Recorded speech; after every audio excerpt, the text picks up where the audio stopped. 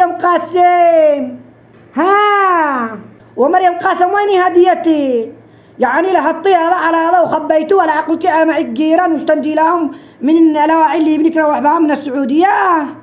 ويا التحفه من اين عندي لك هديه؟ والله على الله انك يا ابني انك روحت عطلنا طلت طهنطال ما معاش حتى ملابس له.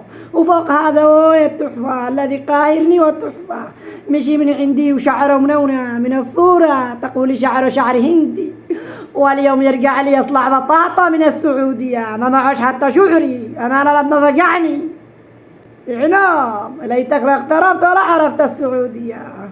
إعنام يا فضيحة من النسوان بكروا ويشتموني هدية يعني ما أقول له. ذا الحين الذي يدخل الغربة مو تحسبوا انه يقحي فيه. انتم مش عارفين كيف المغترب وكيف عيشة المغترب. لو تدروا كيف المغترب اليمني يعيش بالغربة اقسم بالله العظيم ان انتم لا تبكوا على الدموع دم. يهتم يحصل له هيانات يتعذب يقهر يموت باليوم الف موته ما يلقيش راحته ما يلقي راحته الا لما يخرج بلاده.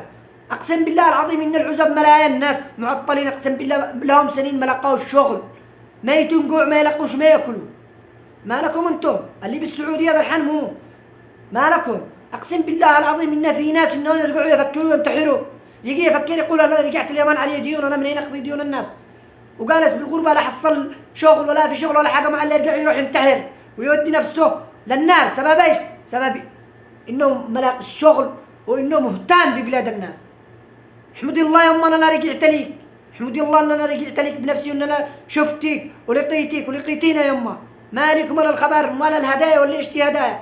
قولي الحمد لله ان ابني رجع لي بصحه وعافيه.